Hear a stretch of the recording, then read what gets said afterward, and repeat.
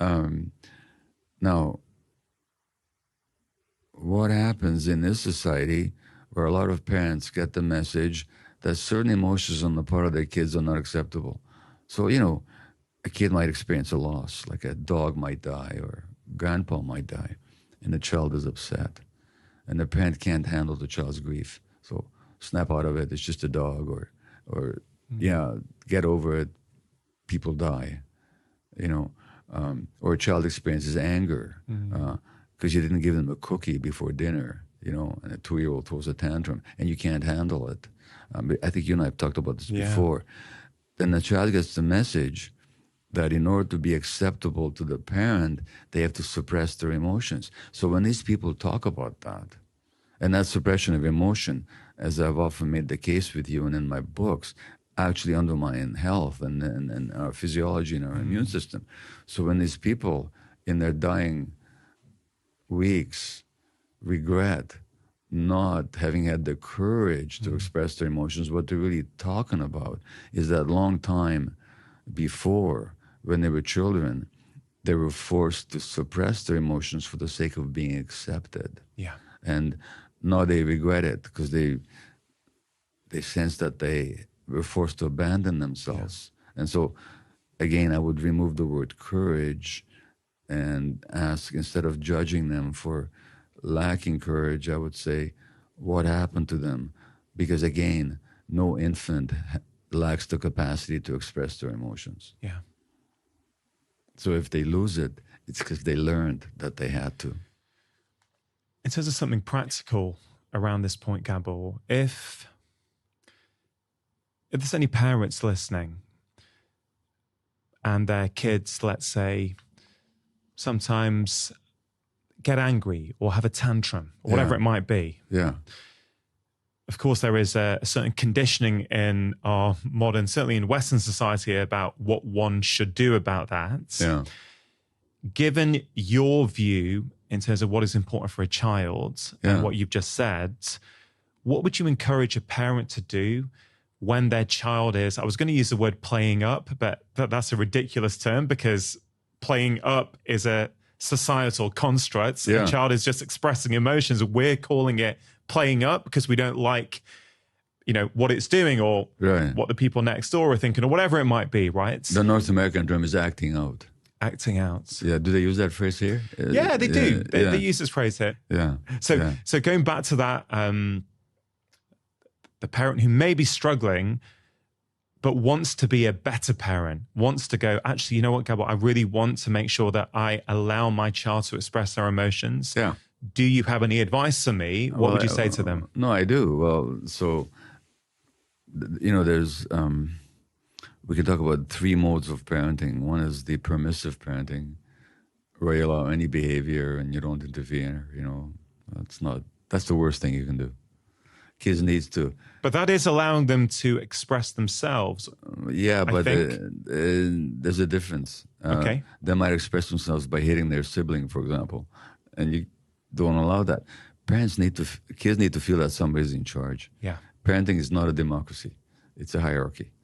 In a hierarchy, there's a dominant force. The parent dominates the child not to exploit or to suppress, but to nurture and to support. So that, you live in Manchester, and I don't know how cold it gets in Manchester, but if you have a 1-year-old child, they don't get to vote on whether they get to crawl outside in the wintertime in Manchester, naked. The parent says, no, you don't go outside naked. You have to put clothes on. That's just how it is. It's a hierarchy. It's not a democracy.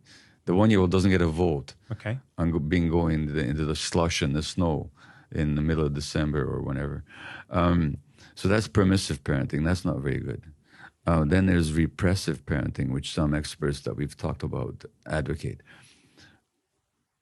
That's authoritarian parenting. In between them is the golden mean. So there's permissive parenting here, authoritarian parenting here, then there's authoritative parenting in the middle. Authoritative parenting is I'm in charge. I know what's good for you. I'm the authority. So I know what to do with you. So if a child is upset, you say, oh, you're upset. You're angry with mommy. Mommy wouldn't let you have a cookie before dinner. Yeah. you're really upset about that. Yeah, well, come here. I know how you feel. In other words, you validate the emotion. You don't punish the child for it. And you hold the child, because the child needs to learn that they can go through these difficult emotions and get through them. And still be loved. And still be loved, yeah. Now, that doesn't mean you let them pull the cat's tail or to break the glass, you know, smash the furniture or hit their sibling. But it does mean you validate the emotions and you hold them. Yeah. And then they learn, and actually, and it's also age specific. Mm-hmm. Like, there's no point saying to an angry 1.5-year-old, let's express it through words. They don't have the words. Mm-hmm. But to a 5-year-old, you can say, can we find some words for your anger? In other words, you can teach them to express their emotions in ways that are socially appropriate. Yeah. So at any age, you have to be age appropriate. But fundamentally, you validate the emotions and you hold the child and you make them feel that you can have these emotions. I don't want you behaving that way, but you can have the emotion. And I'm not going to reject you for it. It's not that hard. And people do it intuitively sometimes. Yeah. And the impact of parenting like that will be felt for the rest of that child's life. Well, absolutely. And that's the key, isn't it? You look around society, it's very, very hard to not make the case that we have to set up society so that those early years are where the kids get good nutrition, they have calm environments, they have present parents. You know, I'm always shocked at the amount of leave that people in America get, or mothers get in jobs in America. I think one of my friends' partners in America got 2 weeks off. Oh. Which I 2 weeks off after giving birth? Well, when I researched the myth of normal, I found that 25% of women in the States go back to work within 2 weeks of giving birth, which 25% of women, and needless to say, this is both economically and racially determined, but it means that it's a massive abandonment of the child. Yeah. Because from the point of view of the development of enzymes in the child's physiological unfoldment, psychological security, they need the mother for many, many, many, many months.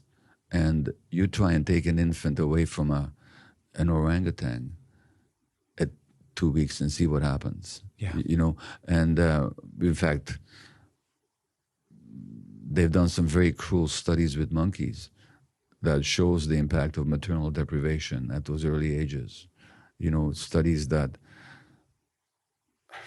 are terrible to read about. Yeah. And they prove what? They prove that love and contact and connection is important, something we should have known all along. But the point is that statistic, that 25% of women have to go back to work within 2 weeks of giving birth, it's a massive abandonment of children, the impact of which will show up in their mental and physical health decades on. Yeah. And then they wonder why there's so many problems.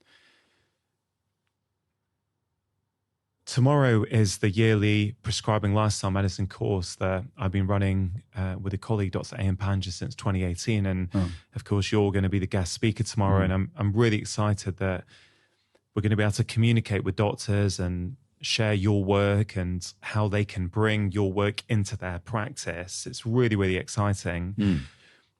One of the things I'm hoping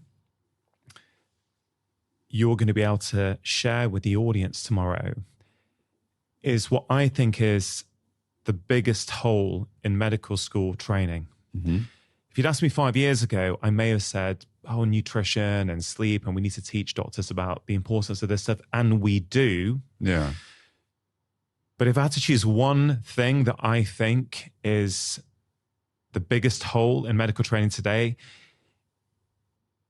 for me, it's that a lot of doctors leave medical school without an understanding that our emotions. Oh, I see what you're saying. Yeah. That the way we think, holding on to anger, resentment, not being able to forgive and move on.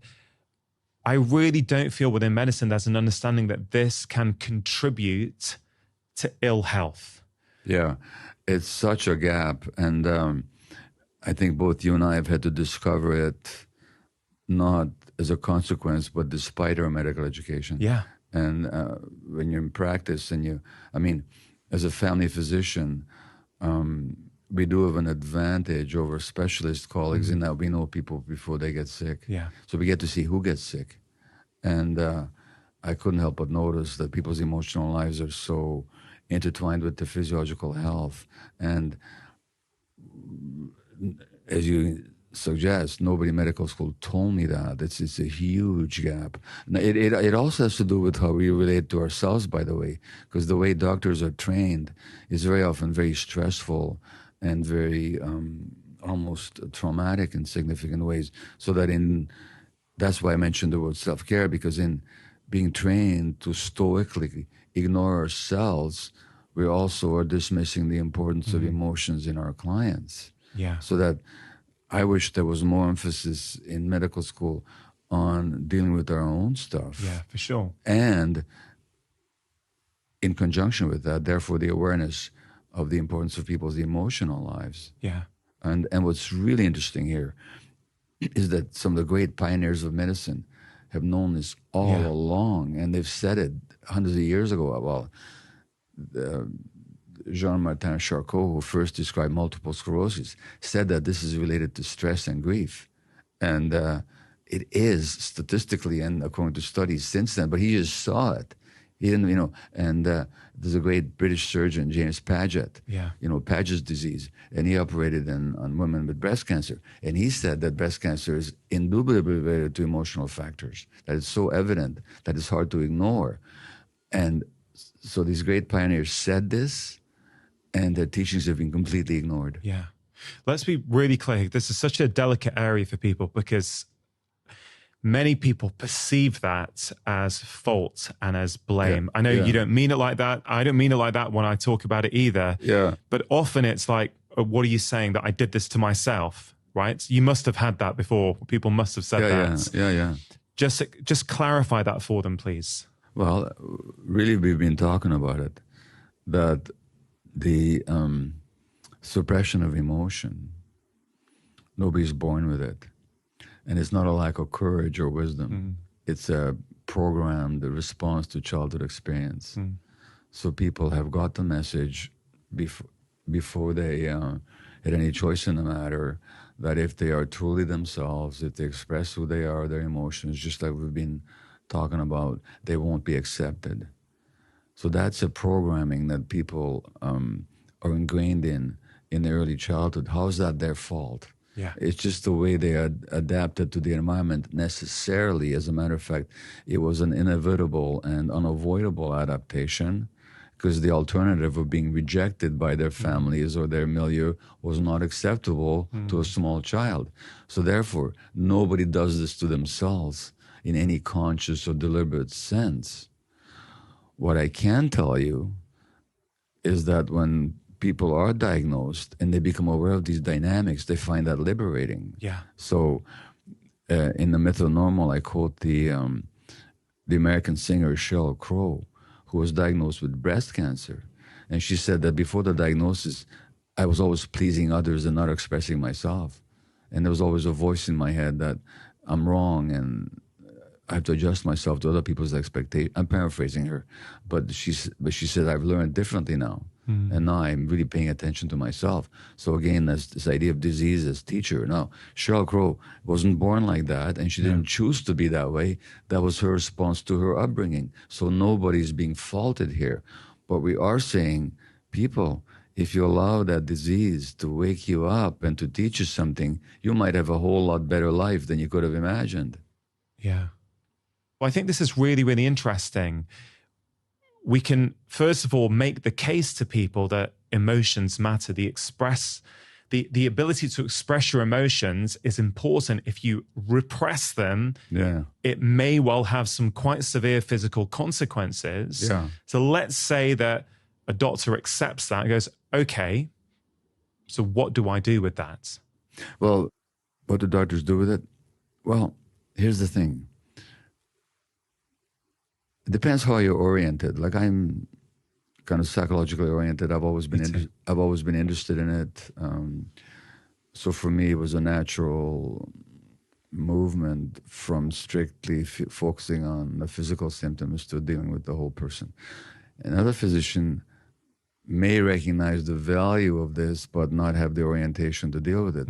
But at least they can say to their clients, listen, there's a lot of information now. So when you come in with your rheumatoid arthritis, or your multiple sclerosis, or your chronic eczema, or chronic migraines, or irritable bowel syndrome, or inflammatory bowel disease, or whatever you happen to present with, there's a lot of information now, a lot of scientific information that shows the connection between, actually, in fact, the unity of mind and body, and the inextricable relationship between the immune system and emotions and so on.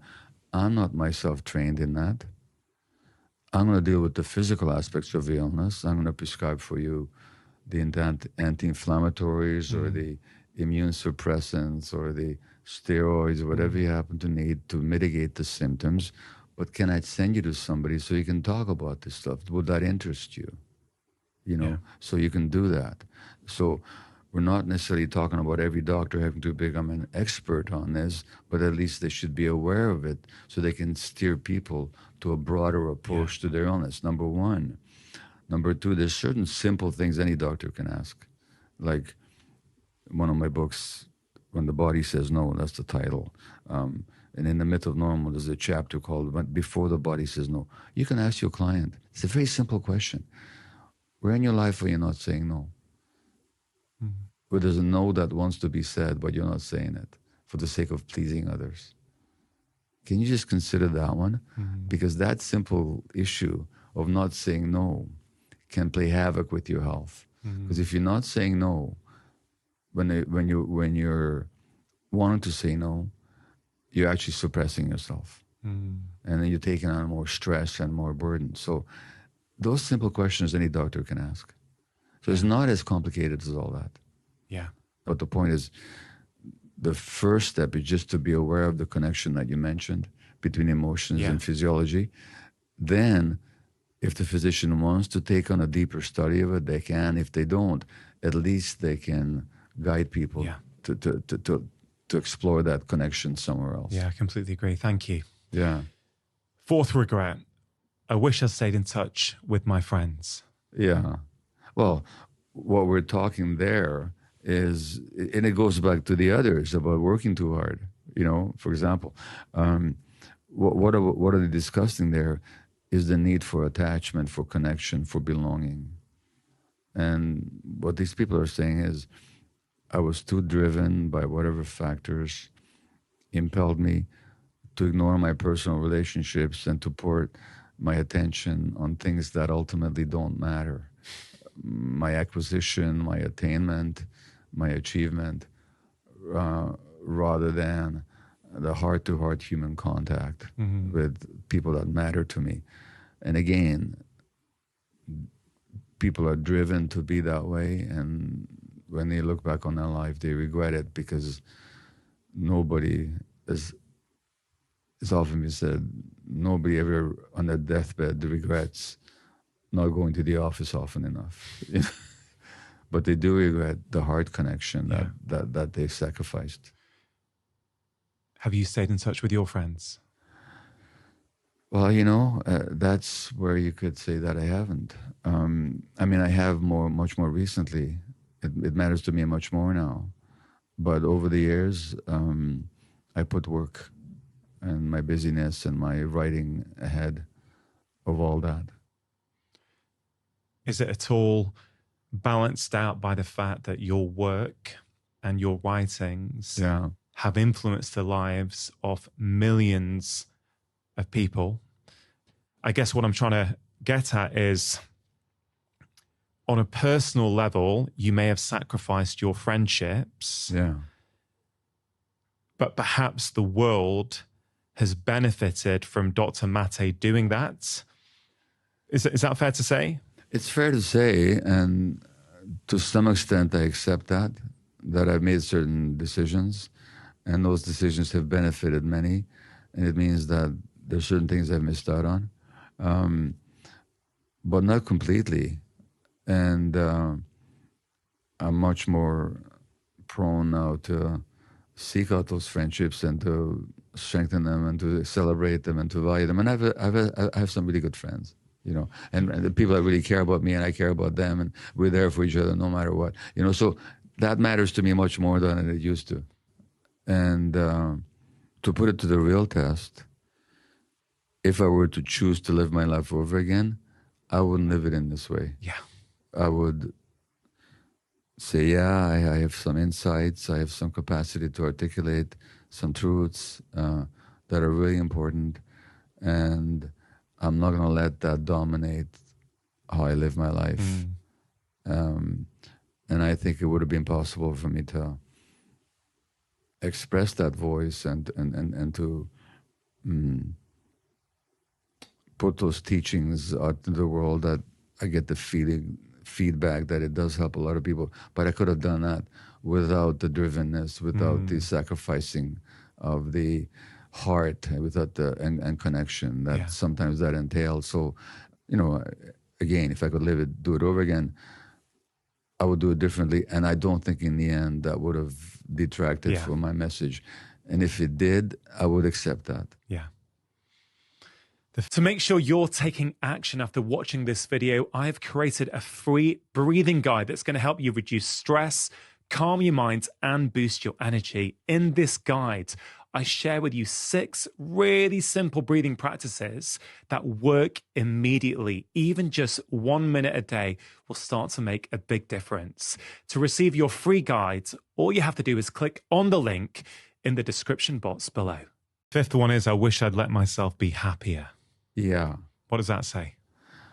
Well, that always reminds me of, because I mentioned Dr. Panksepp and his concept of the brain circuits. Yeah. One of them is for play and joyfulness. And do you know Winnie the Pooh?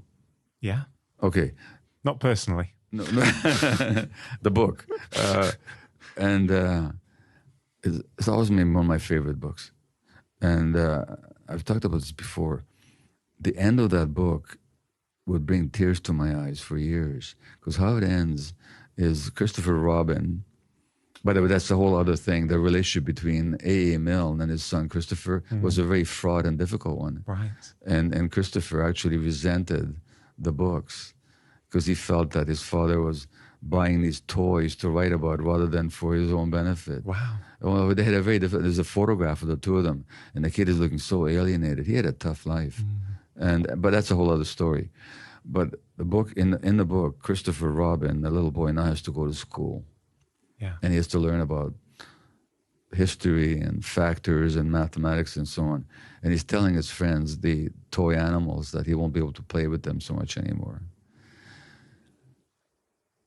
And in the end, Christopher and Winnie the bear of little brain, who's the smartest of the whole lot, and they walk off together, and the book ends with the statement, something like, and whatever they do or wherever they go in the enchanted forest, the little boy and his bear will always be playing together.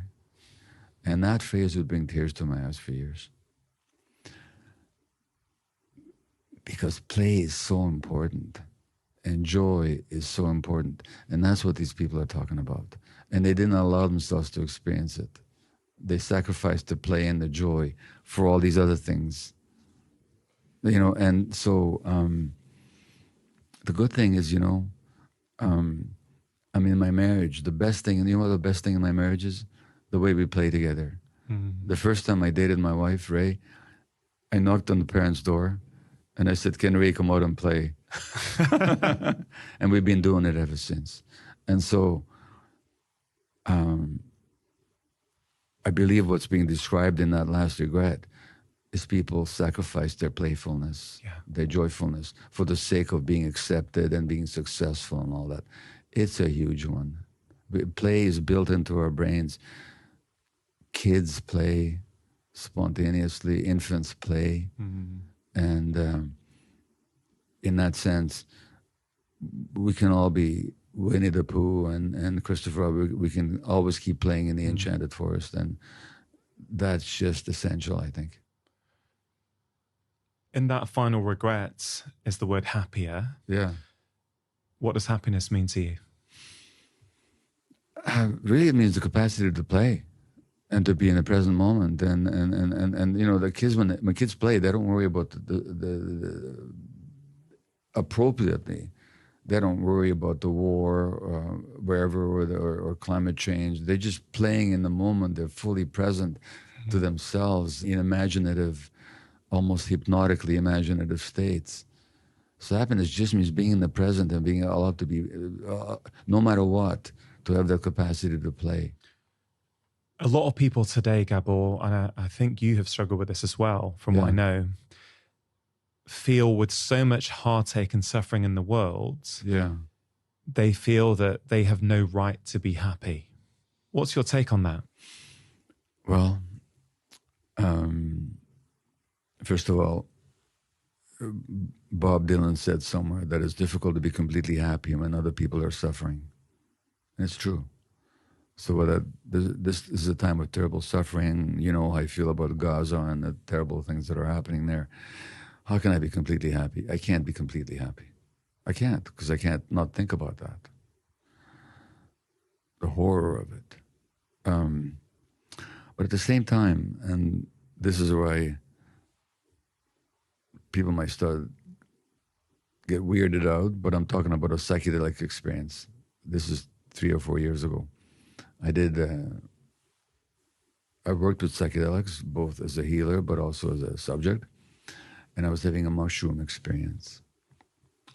And the same thing would happen with ayahuasca once. And I've always been one that felt that, how could I be happy when Auschwitz is possible? When Auschwitz happened, when my grandparents perished there. How can I be happy? What do I have to be happy? If that can happen in the world, and that did happen in the world. And both the plants showed me at some point that happened, and yes, you can be happy. That the one doesn't detract from the other. That the capacity to be empathetic and to recognize the grief and to hold the grief does not obviate the capacity to be happy. And one is not disloyal to the suffering in the world by allowing ourselves to be happy. So there's no necessary contradiction. And I've seen people on death row who, if they win their appeal, the best thing they can hope for is life in jail life in prison without parole, but they're happy. And how do they become happy? Meditation, working through their traumas, having remorse for what they did, connecting with other people, and just connecting with the present moment. And I'm thinking, my God, if people in that situation can be genuinely happy, which I've seen, I've had contact with the people, then who am I to say that I can't be happy? So there's ultimately no contradiction. Now in this society, there's way too much emphasis on, don't worry, be happy. Let's ignore all the bad stuff that's going on. Let's just concentrate on how we can make ourselves pleased or pleasured or whatever. I'm not talking about that. No. I'm talking about being able to hold both at the same time. Yeah, you have to. And this is something I feel I've really grown into over the last few years, that I actually can be very happy and content. Whilst there is heartache in the world, it doesn't mean I don't care. I actually deeply care. But I realized that it's a real skill. It's an evolution of the self to be able to hold those two. I really do think that. I think it's growth. That's right. I very much love the phrase that's attributed to Gandhi, be the change you want to see in the world. I try my best to live my life by that. And why that's relevant to this part of the conversation is, I said this once at a live event. I said, listen, if you watch the news and you allow, this is a few years ago, allow the heartache that's going on in, name the country, right? To affect you so much so that you develop apathy. You can't interact with your husband, with your children. You just drink more and more alcohol even to numb your pain. What does that do? Right? You're no good to the people who are suffering. You're no good to those people around you. And that then ripples to everyone around you. Whereas if you can learn to be content where you're at. Yeah. If you then do want to go and help in whatever way, you're much more able to, volunteer, send money, whatever it might be. Yeah. So I think this is a really important point for people, especially the way things are in the world at the moment. Yeah. A lot of people feel I've got no right to be happy. Yeah. Well, I no longer believe. I used to believe that, and somebody once said to me, "Don't be so loyal to your suffering." And that's a lesson I've had to learn fairly late in life. Yeah. And as I quote in The Myth of Normal, my friend Bessel van der Kolk, the trauma psychiatrist, looked at me once. This is about 10, 12 years ago. We were having lunch, and he said, "Gabor, you don't have to drag Auschwitz around everywhere you go." And what he meant by that is that you don't have to let that affect your present moment. That you can be aware of it, hold a memory of it, but not let it determine your internal states. And it's true. And I understood intellectually at that time what he meant, but it was only later that I was actually able to emotionally let go. Let's just talk about forgiveness then, because a lot of the time people say, I just can't forgive. Yeah. What happened to me was wrong. Yeah.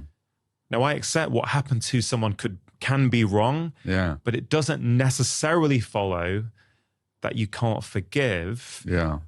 What's your take on forgiveness? Well, you and I last night were talking about a woman that we both met and admired tremendously, Edith Egger. Yeah. And Edith, as I told you, was 16 years old when I was 1 year old. She lived in a town in what is now southern Slovakia, then was northern Hungary, called Kasha or Košice, and her family were taken to Auschwitz. Mm-hmm. And my grandparents would have been either on the same shipment to Auschwitz or within the next day or so. And her parents perished, and she survived with her sister. And she's become a psychotherapist. She's written a couple of wonderful books that I know you've met her and interviewed her. And in one of her books, she describes going to the Berghof in Bavarian Alps, where Hitler used to have his lair, and she went there to forgive Hitler. And it doesn't mean that it was okay what he did. She did that to liberate herself. She said, "I don't want to keep him in this prison in my heart for the rest of my life. I've worked too hard to attain happiness and joy, to let this tension and this constriction control me." So the forgiveness wasn't making okay or pardoning Hitler for all the evil that he perpetrated in the world, but is her letting go of the emotions around it and of the tension and the tightness around it. So forgiveness is not for the other person. It's for yourself. Now, when I work with forgiveness, I don't advise people to forgive. If, as a matter of fact, I do the opposite. I say to people,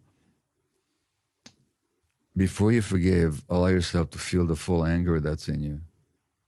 Let yourself fully experience the anger that's there. Because once you do, it'll dissipate. You'll let go of it. So don't do it in order to forgive. Do it in order to liberate yourself. Now, let's say I was abused as a child. But let's say I find myself a fully liberated, present-oriented, in contact with myself, human being. Then what does that mean? It means nothing was taken away from me. It means that whatever happened caused me a lot of pain over the years, but it didn't limit my capacity. I wasn't robbed of anything. So what's there to forgive? So, and you can also ask yourself, or anybody, when you haven't forgiven, what's in your heart? What's in your body? Do you like that state that you're in? The tension. Do you like that? Is that how you want to be? Do you think that's really helping you? So I don't go out of my way to teach. Now, I know that in a lot of spiritual practices, there are forgiveness practices, and I know in Buddhist practice and a lot of spiritual practices, there are forgiveness meditations and prayers. Yeah. My mind doesn't go there. But my mind does say, I also have to experience all the rage, all the hatred, all the anger that's in you, and be with it and see what happens to it. Yeah. And what happens to it, once you pay attention to it, it actually dissipates. And so when Edith goes to the Berghof to forgive Hitler, she's just saying, I don't want to hold on to this stuff anymore. It's not okay what you did, but I don't want to hold on to this stuff anymore. Yeah. It's fascinating. I think curiosity is often a very helpful pathway to forgiveness. Because if you get curious about that other person as to why did they act that way, you know, I'm not talking about Hitler here. I'm talking about anyone. But even with Hitler. Yeah. What were the conditions in that person's life that led to that? Yeah. If I was that person, I'd be behaving in exactly the same way because I would have had their parents and their childhood experiences and their bullying, et cetera, et cetera. Exactly. Once you look at the world through that lens, your initial approach becomes compassion. Forgiveness comes as a side effect of getting curious. That's totally right. And there's an expression that you may be familiar with. It goes, to understand is to forgive. Yeah. And it begins with curiosity. Yeah. So I think that curiosity is the essential quality that actually leads to compassion in the end. Now, compassion doesn't mean tolerance of bad behavior. No. It doesn't mean validating or justifying crimes against nature or crimes against other human beings. But it takes away that quality of tension where you make yourself superior to reality, and you put yourself in a position to judge reality. You know, and I'm above it, and I'm in a position to judge. Yeah. That's not a comfortable. I mean, actually, it is comfortable for a lot of people to be there, but it's a way of not dealing with their own stuff. So I do think that curiosity is the key. Just to wrap this conversation up, Gabor, we've been talking a lot about these regrets, the regrets of the dying. Yeah. And the final question I want to put to you is about the word regret. I have been playing with the idea over the last 12 months or so that regret is actually a form of perfectionism. So I actually now very much subscribe to the philosophy of no regrets, but not in the kind of derogatory way. You know, I'm going to live my life my way. It doesn't matter who comes to my way. No, with this really compassionate understanding that I've always done the best that I can based upon where I was in life at that time. So even the things that I look back on and go, actually, you know what? If I was in that situation again today, I would act differently. I don't see them as regrets. I see them as situations that happen that have taught me something, which is allowing me to be a better version of myself today. Exactly. So in my life today, there is no room for regret anymore. And I guess I would love to know, you know, right at the end here, what's your perspective on the word regret? I think chronic regret is debilitating. It's a lack of self-forgiveness. It's also kind of egotism of that somehow I'm not important. It's quite something to recognize. I do recognize that some of the way I parented my kids, the way I showed up, I've often talked about this on your program too, wasn't the best for them, but it was the best I could do at the time. So it's not the question of justifying anything, but it's also not dwelling on the past. Regret is to dwell on the past. And what's the point? It's quite something to recognize that I did things that, had I known differently, I would not have done the same way. That's just learning. Regret is an emotional state of that values the past more than the present, and it accuses yourself of doing things for which you had no consciousness to do otherwise. So that's where I stand with regret. Yeah. Gabor, you know what a big fan I am of your work. It's just incredible to see the impacts you're having on so many people around the world. I'm very lucky to consider you a friend these days. Likewise. It's been great to get to know you over the last few years. For someone who has heard us speak today, and something connected with them. Something you said spoke to them and they thought, wow, yeah, you know what? I'm carrying around old stuff with me today. I don't express my emotions. I'm not living a life that is true to me. Yeah. What are some of your final words for them? Well, it's the word that you used, curiosity. So not why am I living this way, but why am I living this way? You know, what happened to me? What am I carrying here? So the key phrase is precisely the one that you introduced, the necessity to be curious. Yeah. In a compassionate way. So you don't do an interrogation of yourself like you're a prosecuting detective of why did you or why did you not, but compassionately, why did you not? Yeah. Why did you?